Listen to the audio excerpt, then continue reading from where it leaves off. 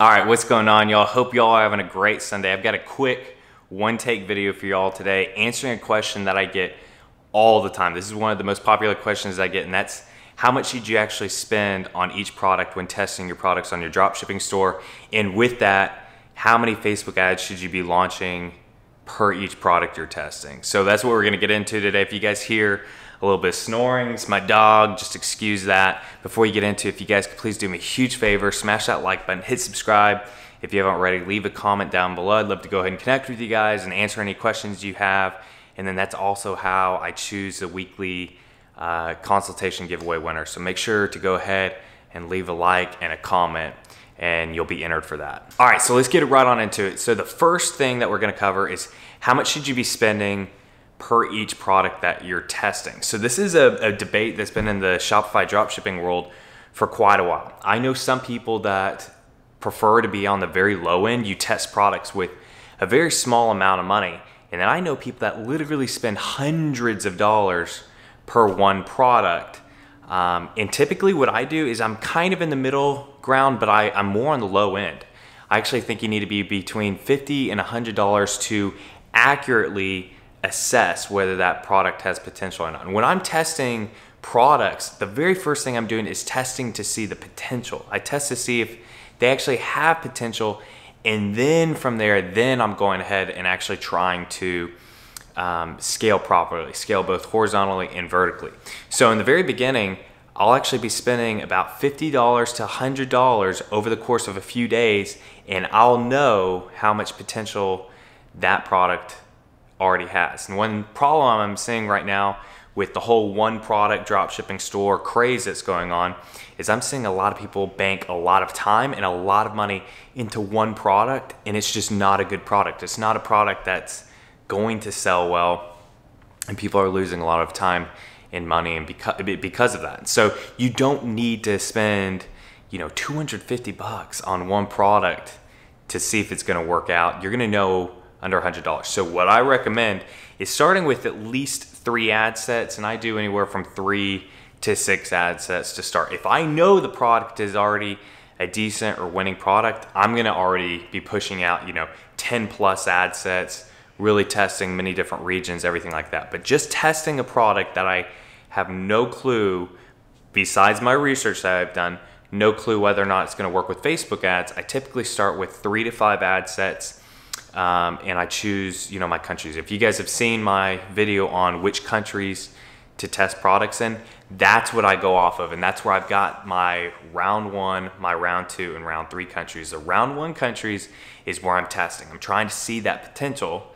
Round 2 is then where I know there's potential. So now I'm trying to find exactly where I can market the product. And then round 3 is completely scaling out horizontally. So with the round 1, I might have an ad set in the United States, might have an ad set for UK, might have an ad set with one grouping of interests and another ad set of another grouping of interests. And if I'm gonna do that, I keep them in the same country.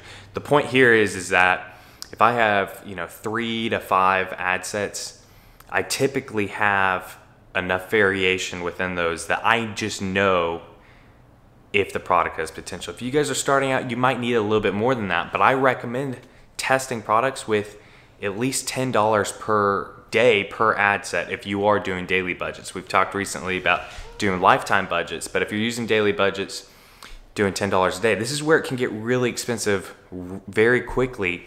That's why I recommend you follow 1 to 2 strategies at most. One thing I see a lot of people doing is they've got 7 people they're listening to. They're trying to use all these strategies at the same time, and it's making them waste a lot of money because of that. So what I typically do is, rather than varying my interests with a ton of ad sets, I know some people that will do 10 ad sets, and each ad set is a different interest, but they have them all in the big 5. Rather than doing that, I might have 2 different interest groupings, but I'm really varying by countries. So have United States, have a UK, and then have something like the Netherlands or another European country. And this will go ahead and give me a good indication of how much potential there is, because there's products that will sell in some countries and not others. And that's why if you have a good list of round one countries, and this is where I recommend to go check out my video on which countries to actually test. If you've got a good round one and you have, 2 pairs of interest groupings within each one of those 3 country ad sets, 6 ad sets, you'll be good to go. If you do that over the course of 2 days, in 2 days you should know if that product has potential or not. So if you have 6 ad sets running at $10 a day, you do that for 2 days, you've essentially spent $120. You know if the product will work or not. And if you've done good product research, you should have at least a couple of sales come in during that time.